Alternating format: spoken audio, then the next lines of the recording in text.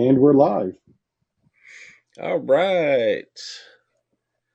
Good evening, everybody. We are running a little behind tonight, but that's all right. That was my fault.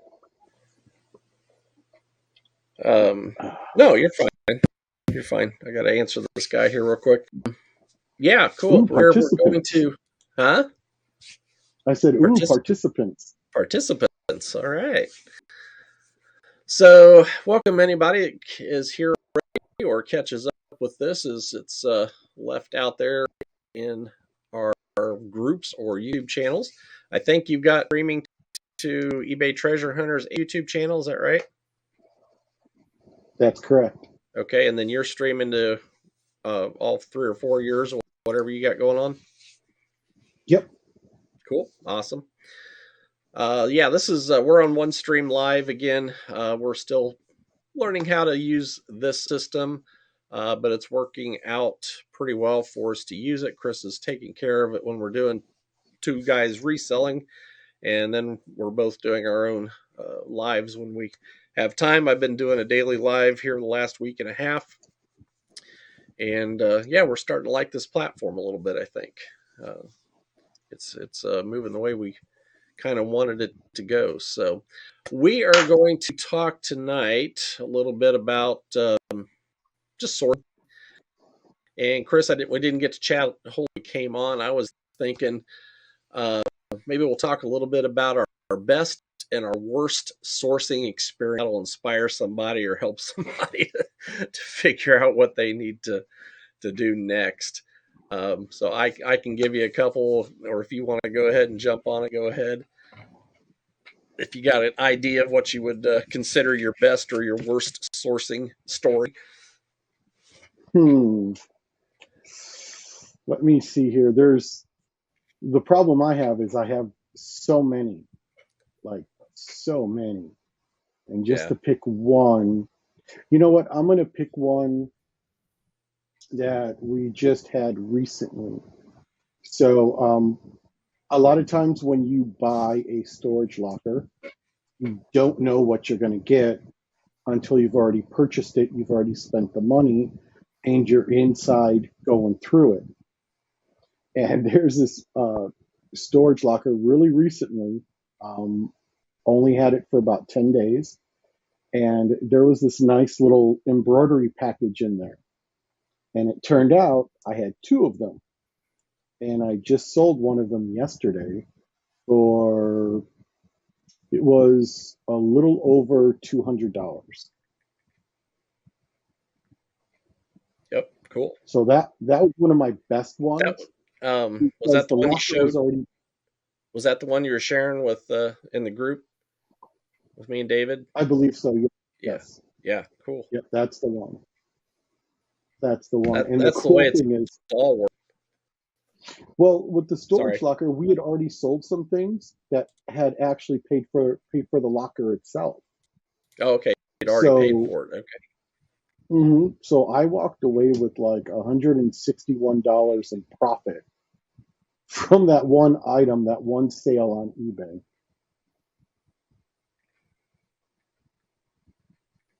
Sorry, I got to answer a message here real quick. Okay, I'll vamp.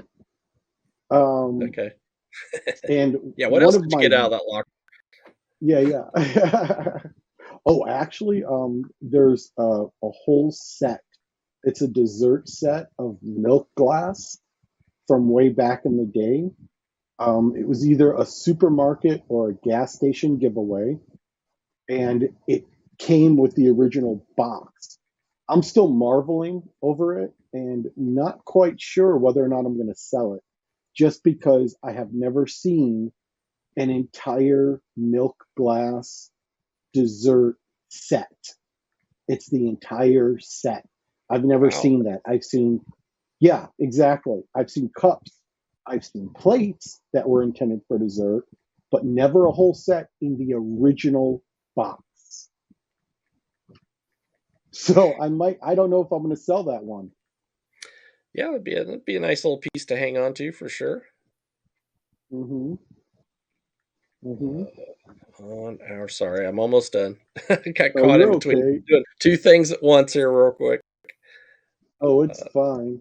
Oh, there was this other time too. So I'm in this thrift store. This was a few years ago, maybe a little bit more than a few years ago, but it always stands out in my mind. I'm in this packed thrift store. I mean, it was just all these people were in it. They were having a big sale. I think it was a half off sale, everything in the store. And I see this cowboy hat and it's just covered in dust. So I pick it up, I turn it over, and it's a Stetson.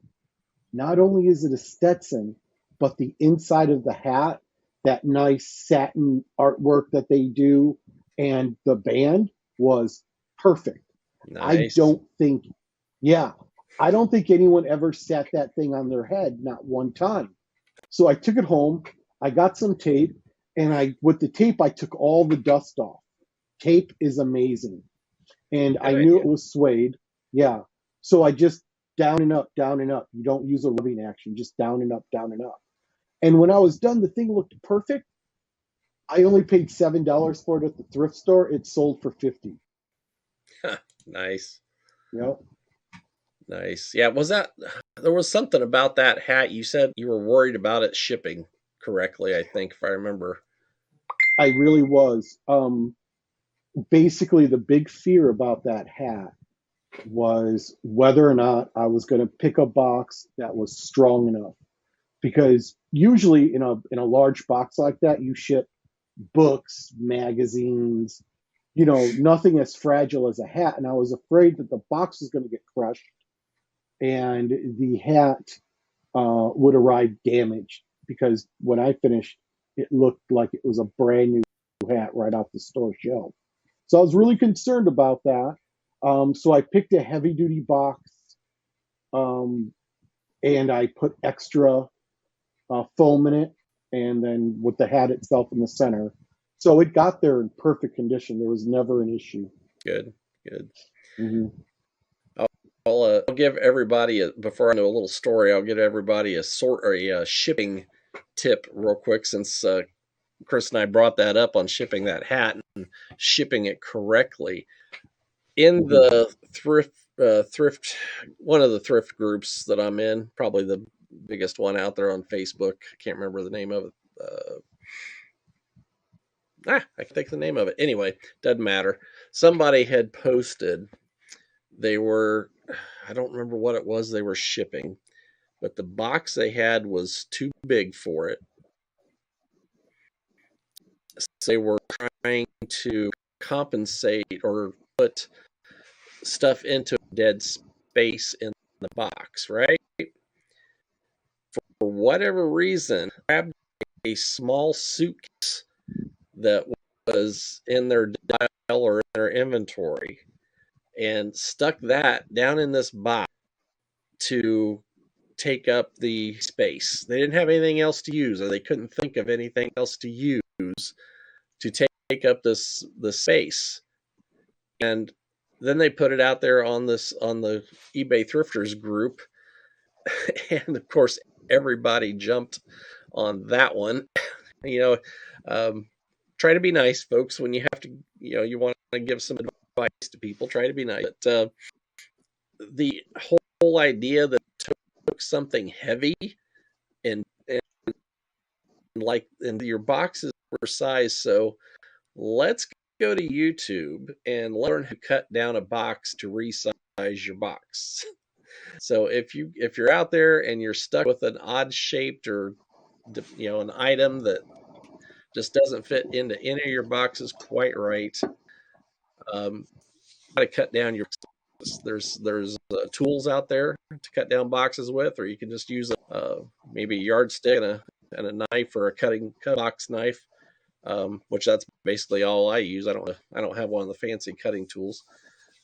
Once you do it a few times, it's not hard to figure out how to do it. Sometimes the box still doesn't come out looking real sharp, but yeah, don't stick a big old heavy object in your box along with your item so that it takes up space. I mean, I appreciate the fact they were trying to keep it from moving around and breaking, but yeah, there's little smarter ways to handle that one.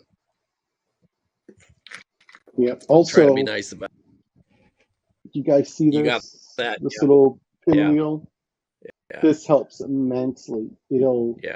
you roll it, you roll it along the cardboard, the edge that you want to cut, Mm-hmm. and once it makes like a little dotted line, then you can take your box cutter, and it is so much easier to cut.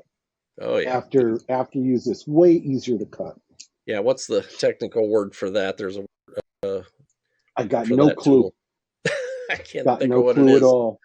Anybody that's watching or joins us, make sure to hit the comments with the name of that tool. I Hmm. know Lonnie, the shed flipper, um, he sold those left and right. If he's still selling them or not, if he still gets them, he had somebody getting them for him or making them for him, and he was Hmm. selling just about every 2 or 3 regular orders. He was sending one of those out also. So yeah, very popular item Yep. amongst resellers or anybody that has to ship items. If you're maybe you're a 9 to 5 job and you're the shipping person, and probably are familiar with those tools also. Gosh darn it, I can't remember the name of them. Oh, I here, want to I'll say do Ed. it quick. Okay, I think, but it's not. Mm-mm. So back sourcing. Yeah, you gave a good example of some good sourcing there. Mine, I'm going to give our worst storage unit that I can think of. Anyway, we've actually had a couple. We've had we had one that had a lot of vintage looking stuff in it, and my buyer partner at the time, I think he wanted to buy this one. And when we got into it, it was basically a grandma's unit, as we would call it. An older, you could easily tell it was an older lady's belongings. A lot of ton of knickknacks, a lot of Indian type knickknacks and things like that. But most everything in there was either damaged or just beyond being having any value left to it. We had a big bonfire with that storage unit. Both of us live out in the country, so it's not too difficult to burn stuff as long as it's not windy or whatever. But yeah, that was a sad night as we continued just to open box after box and just have to throw it on the fire because it was just there wasn't just anything we do with the largest majority of those items. So if you've done storage units for sourcing, like Chris said, it's a gamble. Some storage units you can look at them and say, okay, we're in pretty good shape on this one, and other storage units just bite you. They really do. So we've never invested any big money. We've never done like $500 or $600 or anything like that. A couple $100, $300 maybe on some units, and it's a fun way. It is a fun way to source. It's a very hard working way to source, depending on the type of unit you buy. Because like that unit, it was all trash, so we were picking it up, hauling it out to his house, going through all of it, dusty, dirty, nasty. Ended up having to burn most of it off, and that was just it was a hard work day for a whole lot back out of it. So some ideas or some tips if you're going to buy storage units or look into buying storage units. Um, Let me find which storage unit I use online. Storagetreasures.com to find mine. Do you use that one, Chris, on occasion, or do you go to No, live? never. You just go to I live have ones. not. I just go to the live ones. I normally don't do the online ones. I think those would be harder than the live ones. They are a little bit because pictures can look okay, and then you get there and there's a lot of times you find damage that you didn't see even and you got to get to know the different storage facilities that put their stuff up on there. um, Whether bite me once it's my fault, bite me twice, or bite me once your fault, bite me twice it's my fault. um, where you can get into a mess with them, just it's just not a good situation because there's a lot of scam type stuff that happens out there in that world also. But luckily, we've got around here we've done pretty well with our storage guys. But yeah, I usually use storage treasures.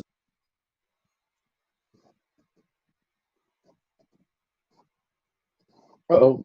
Did you freeze up on us, Jeff? Here he comes. He's coming back. There you are. I Are we see back? you. Yeah, you're Yeah, back. you've actually froze up. Well, me, yeah, you froze up once or twice. Oh, that's horrible. Yeah, but that might be my connection showing. Maybe it's just freezing up overall. So yeah, anybody that joins us on my side of the 15 internet minutes. out here, I have a slow internet, so sometimes I freeze up. Sometimes the audio jumps around.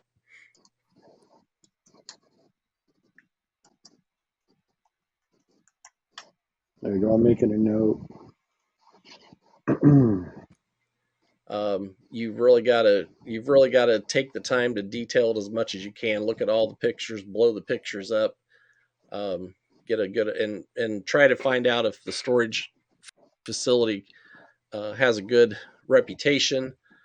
Like I said, our live storage units have just dried up around here. Everybody switched over to online, especially during COVID, with COVID happening.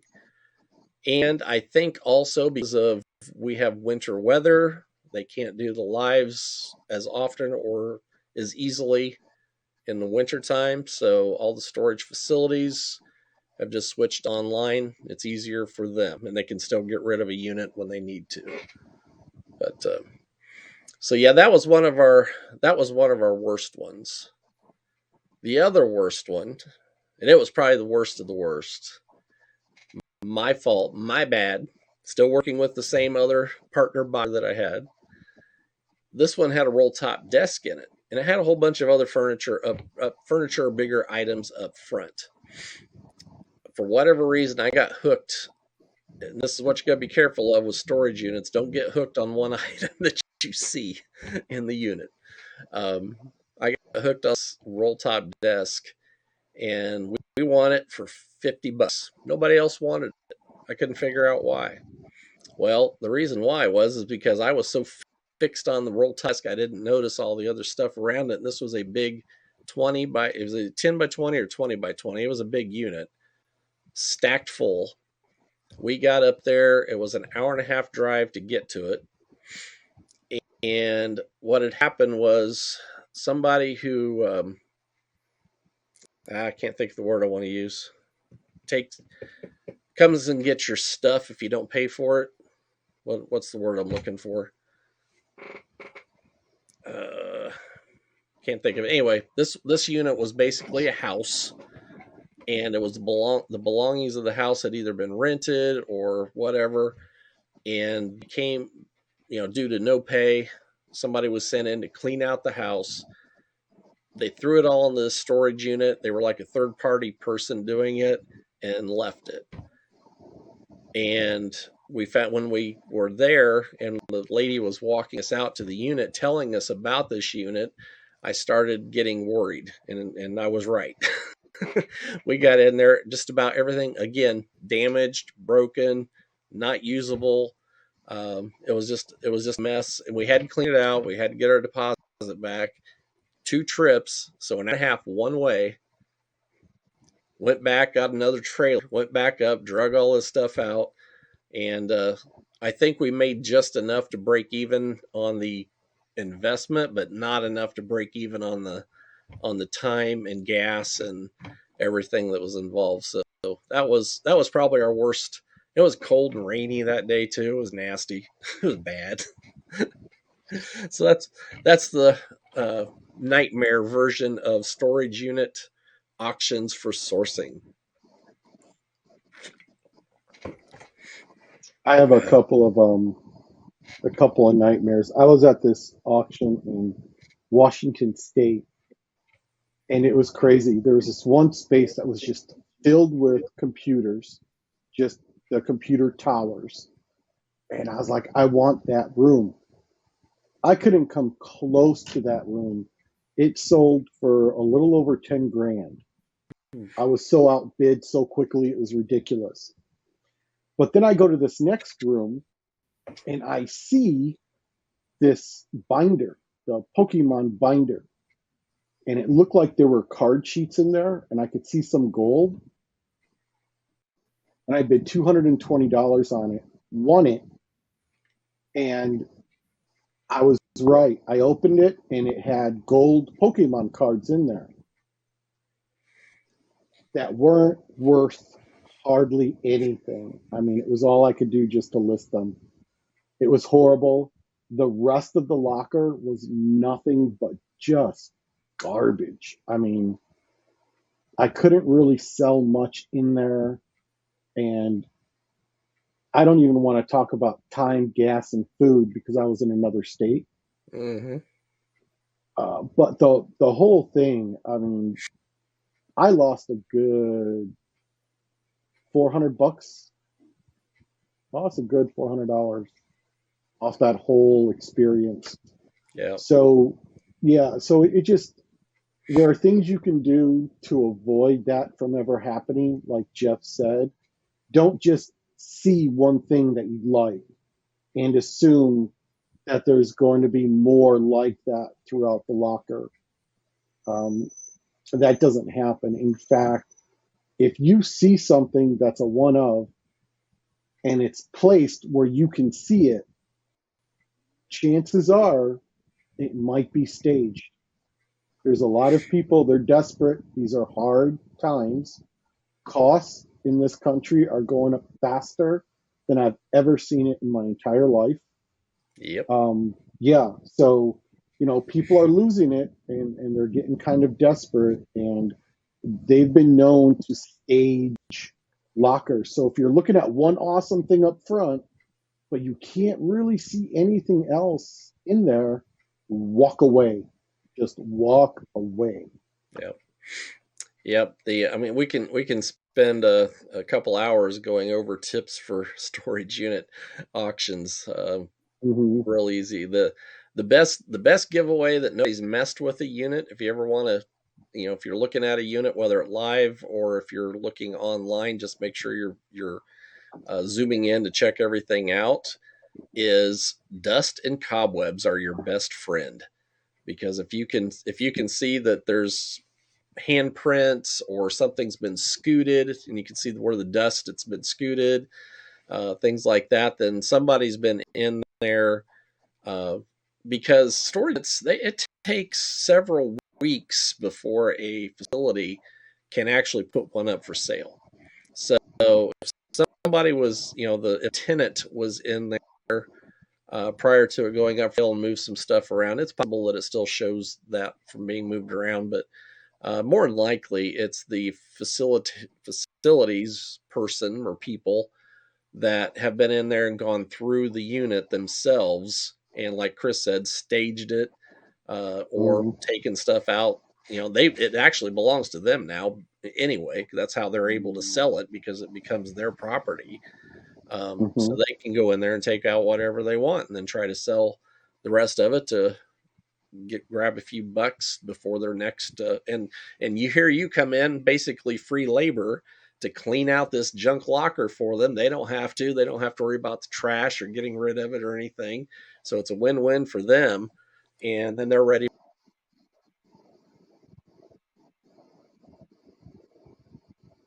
Come back to us, Jeff. Come back, buddy. There you are. There I am. So Now, what were you saying? where did you lose me at? You were saying something big. You were really expressive with your hands. You were uh, saying about dust and staging, yeah, you know, just that they really own it. Go yeah, ahead. they own it. They're going to make the win-win situation. You're going to come in and be the cleanup guy for them. You're going to be the That's it. one taking the trash out for them. So if you're looking at storage units for sourcing, um, the best thing you can do is go live. Go to find live units to go to. You can learn a ton just by, you don't have to bid. You don't have to buy anything you want, but you know, don't. The first couple sales I went and never bought anything, um, because I wanted to learn. I wanted to see what was what before I took my shot. And yeah, we've been fortunate with some good ones. Had some good ones, but the bad ones can be real bad. So get some experience first. Oh, experience. Okay, I'm super happy you brought that up, Jeff. Yeah, bring it So on. Jeff and I gave it, yeah, Jeff and I gave examples of some good sourcing experiences that we've had and some bad experiences that we've had. And using storage units like we did is because a storage unit is one of those things where you can win or lose. Most everything else in reselling does not work that way. If I give someone $300 for their entire comic book collection, I already know because he let me thumb through the collection in my head real quick that I'm going to make a profit and what kind of profit I'm going to make based on that. And normally there are some things in there that'll sell almost immediately, almost as soon as I list it. Those couple of gems will, boom, they're gone. But the majority of those comics will stay in my inventory for, I don't know, anywhere from 6 to 12 months before I decide to liquidate it in a different manner. But there will always be some, some you're going to win big with, some you're not going to make so much. And on the others, depending on how you calculate your profit, you might just say, oh, I broke even on that. Depending on how you liquidated it, or maybe you decide to donate it regardless. Um,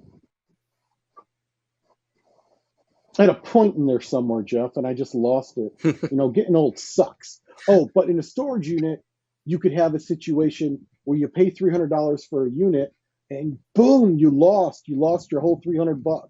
Nothing is sellable. You can't sell any of it. It happens once in a while. Actually, it happens if you're new. It's going to happen to you a lot, and you're going to get discouraged, and you're going to get frustrated.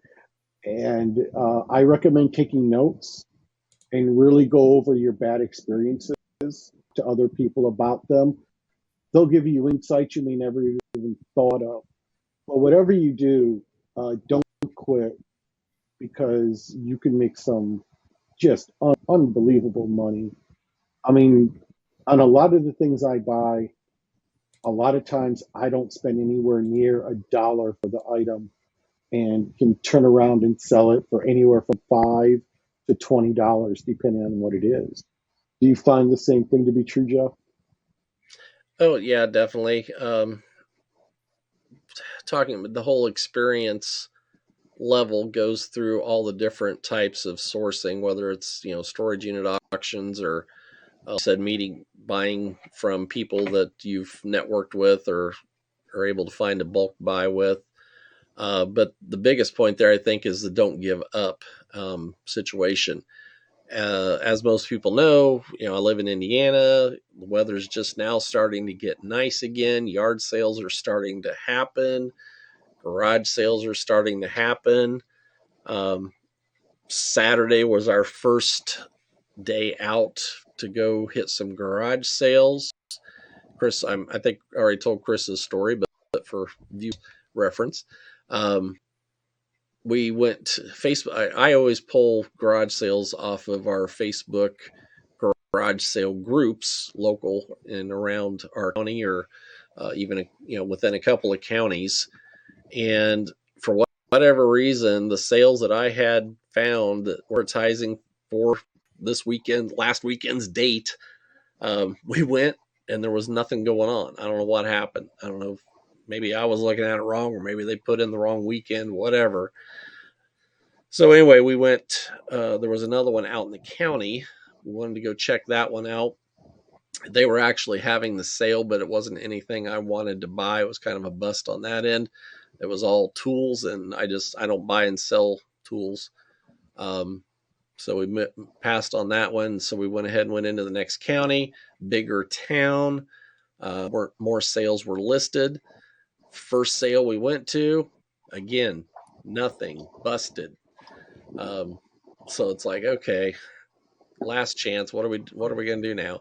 Well, we had passed a small sale on the way to the one we were going to, and I wanted to go to it because they were advertising video games. Had a whole bunch of Xbox and PlayStation 2, and some Wii stuff. But so yeah, I couldn't. And I even messaged them, and I never got a message back from them as to yes, we've sold this stuff or not. But anyway, so big fat zero going on for the week, for the day, and we went back to the little one that we had seen. It was kind of in a parking lot. Well, these ladies were cleaning out a building, and because they're putting an antique and vintage store into the building, and they had a lot of neat little stuff. Nothing major, no big bolos be on lookout for or anything like that. But they just had some neat little collectibles. They had some movies, media, had a couple of video games. So it's like, okay, finally, we're able to buy something and turn a few bucks. So after we left there, it's like, okay, last stop we'll make was a thrift store in that town that's associated to a church. And we had been to this thrift store before, but I'd kind of forgot about it. And when we got there, it's like, okay, yeah, well, I remember this one had a lot of nice clothes and stuff. So we went in and shopping around, wasn't finding a whole lot until I got over to the men's section for clothing. And lo and behold, it was like the light came on, the grand curtain got pulled back, whatever you want to call it. New tags, golf shorts. I sell golf. That's my main category to sell in. And I'd pull one off and I'd look, and it's like, oh, there's another one. Oh, there's another one. Oh, there's another one. So I got a whole cart full of golf shorts. Not all of them were new tags, but a lot of them were. And ended up with a nice pair of tennis shoes and some other collectibles that we found. And yeah, just turned out. So the point of that is sourcing can be frustrating. Chris knows he's heard me talk about the golf niche in the winter time here in Indiana. But you just keep going, keep trying. If this is your thing, if reselling is your gig to do, your side hustle, your right now money, just keep going to the sales. You're eventually going to find stuff, is what it comes down to. I just felt like that was one of my major wins already for 2023 when we finally got a whole cart full of stuff. Jeff, you should look into selling on ebay.jp, the eBay site for Japan, because I've got to tell you, yeah, not to like stereotype an entire people, but when I myself personally was in Japan, one of the greatest gifts I could give one of my Japanese friends was something from Callaway Golf. I don't know why. Maybe because it was American, or maybe Callaway just makes an awesome product, because I don't know about golf. But my Japanese friends love to play golf, and it's super expensive in Japan. It is cheaper for them to buy their golf stuff from a different country and pay the fees than it is for them to buy it like at the Sears. They don't have Sears, but you know what I mean, at their local golf pro shop. They're right. super expensive over there. Yeah. Mm-hmm. A lot of the Asian countries, golf is huge. And that's why they got excited, because anything golf they're going to be happy with. Oh, cool. South Korea, especially on the ladies professional tour, a ton of ladies from South Korea play that tour and are just really, really good at it. I'll give you, I don't want to bore Chris with this story, but I'll give you a quick golf story. And this pertains to my storage unit buying partner, Steve. His brother lives, and I don't know if it's Okinawa or if it's Japan, or he lives over in one of the Oriental countries, smaller, one of the. And so Steve went to visit him a few months back, and when they go play golf over there, you've heard of caddies, right? everybody under the age of 50, doesn't matter what golf course you go to, it doesn't have to be a fancy golf course or anything like that. Just this is how they do it. If you're under the age of 50, you get one caddy, which is normal. That's normal. I mean, if you go to a nice golf course that has caddies, most golf courses don't have caddies anymore. We're talking Augusta, the Masters. It's that level of golf courses to have a caddy with you. Most of the time, even nicer upscale golf courses, it's just you and your buddies and your golf cart. But anyway, over there, you have to have a caddy if you're under the age of 50. If you're over the age of 50, you have to have two caddies. One caddy takes care of your golf equipment and everything. The other caddy takes care of you with an umbrella, drinks, whatever you need to keep you from getting sunburnt and all that stuff. And you're older, so much respect for people of age in those countries. And I think that's a big part of why they do it. So I asked him, I said, okay, so you got you and your brother, and both of you are over 50, so you got caddies each. So that's full.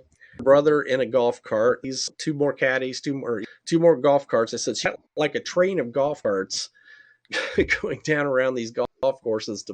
He said, yeah, that's what they do. They just, it's everybody's got their caddy or caddies, and that's just how they do it there. So it's like, okay, I got to go. One of the bucket lists. I got to go. I got to experience this for myself. But yeah, that's why your friend in Japan, probably a good reason why they like the Callaway. Golf is just huge in the Asian country. It really is. Like soccer is over in Europe. Soccer's huge all over the world, just not in America.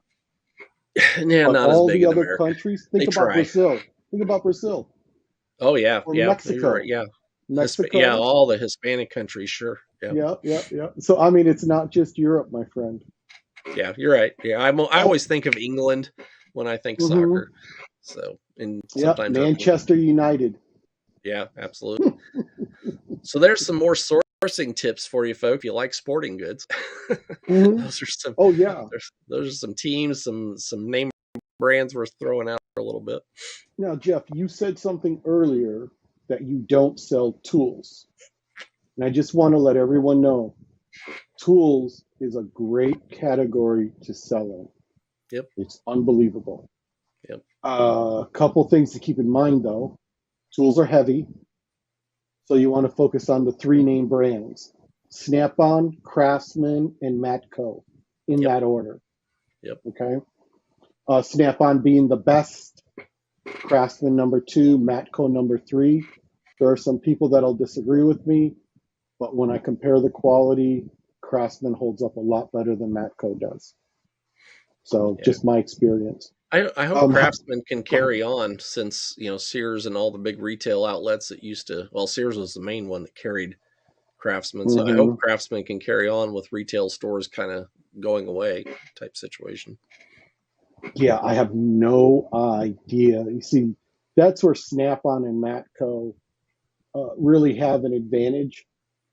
Craftsman doesn't have trucks that go out to the garages like Snap-on and Matco does. Yeah. So, yeah, but tools are great, especially if you can get them real cheap. A lot of people don't like tools. They don't use tools. They don't know how to use tools. So a lot of times you can find good tools at garage sales dirt cheap. Yep, absolutely. And storage units. We've definitely storage units. And but getting rid of them via the garage sales is how I usually do it. Yep, same here. Me too. A lot of garage sales you're going to go to for sourcing, a lot of those people got that stuff from storage unit sales. However, most of them will not admit it, and they will give you the cold shoulder if you try to press them on it. Yeah. Just enjoy the sourcing opportunity, because that's the cool thing about this. Everyone can make a profit. Jeff, you were asking earlier, this is called a tracing wheel. It's mostly used in sewing. Okay, tracing wheel. That's not the word I was thinking of.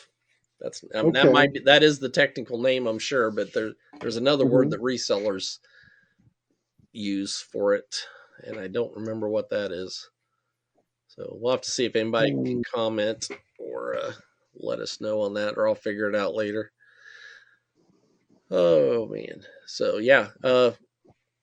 Also sourcing purposes, guys, shipping supplies like that tool that Chris just showed you. If you come across that, guess what? Resellers will buy them. So if you can get them at a good price and offer them back at a good price. I'm going to see if anybody's over in the chat real quick on eBay. Yeah, I believe you mentioned Shed Flipper, and they sell a variety of tools for shipping, resizing boxes, that's branded to their name. That I'm pretty sure, I think I heard him say he gets them from China. Does he? And yeah, okay. And that's why when he runs out, it's like almost 2 months before they can restock. Okay, well, that makes sense. Yeah, so I know he's making quite the tidy little profit off of those things. Oh yeah, because they were, I mean, some of the mornings that he was showing their, some of the mornings they were showing their shipping, what they were shipping out, they'd have like 40 or 50 of those things going out every morning along with all the other stuff they sold. Yep. Okay, sorry, I'm checking over here on YouTube just to see if anybody said hello. Let's see that happens. So, all right, guys. Well, like I said, we wanted to kind of talk about sourcing a little bit tonight, share some of our experiences with you, hopefully inspire you to check out some different types of sourcing. And I can run the list: garage and yard sales, thrift stores, estate sales, storage unit auctions, just actual go-to auctions. A lot of counties, especially areas, will have regular auctions. There's estate sales, and then there's estate auctions where they're selling everything else, but they're kind of selling all as a big bundle. And then you can get into your online sourcing, and I'm probably missing, but the biggest thing with sourcing, and Chris is great at this, and I hope he can give us some advice on it down the road, bits and pieces here, is just the networking side of it. And because people call him, people call Chris, hey, I got this. You guys want to take a look at it? I haven't gotten to that point yet with my networking, but once that starts to happen, you're rocking and rolling with your sourcing. So just continue to think about that.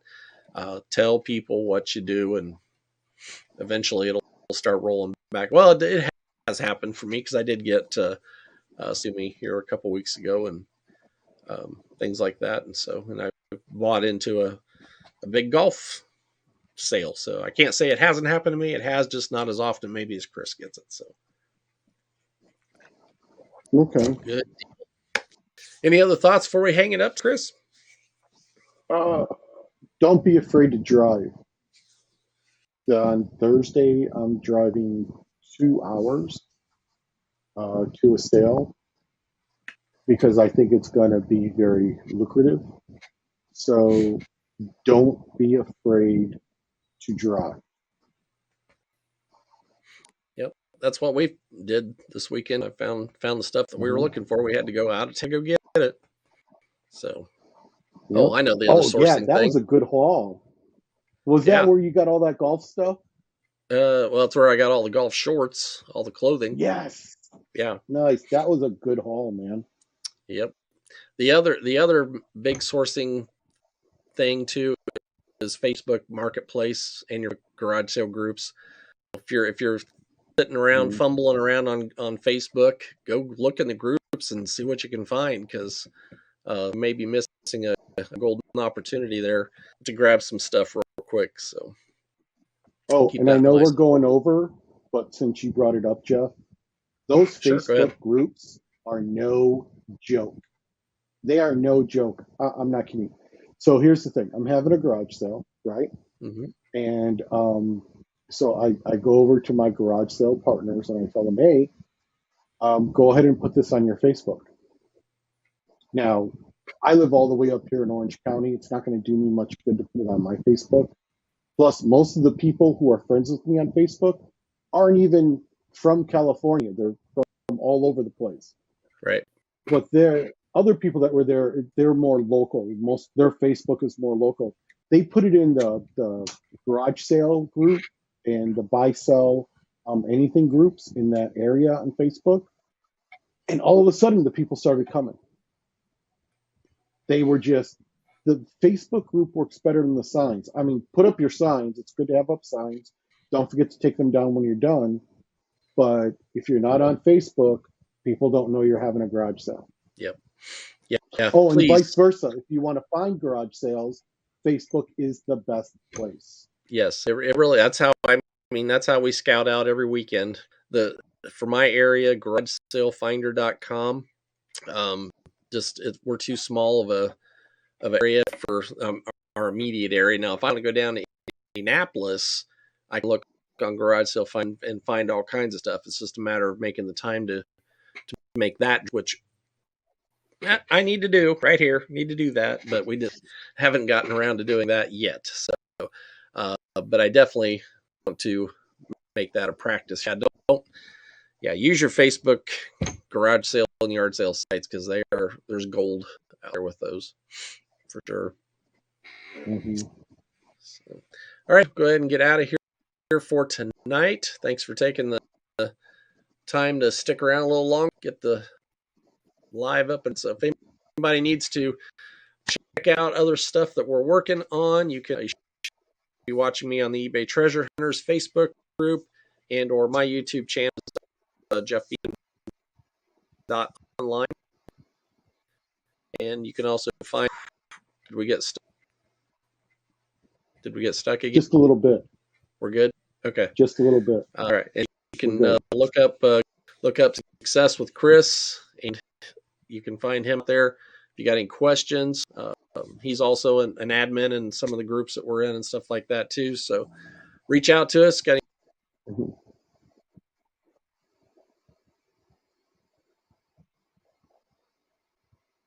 Yep. Okay. He froze up real good that time. I might have lost Chris completely.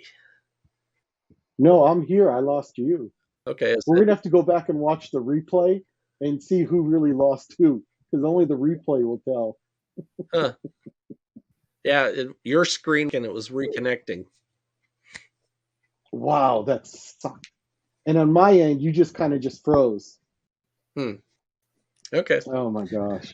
What a pain. Love technology. All right, let's get out of here before we break it any further. All right, bye everybody.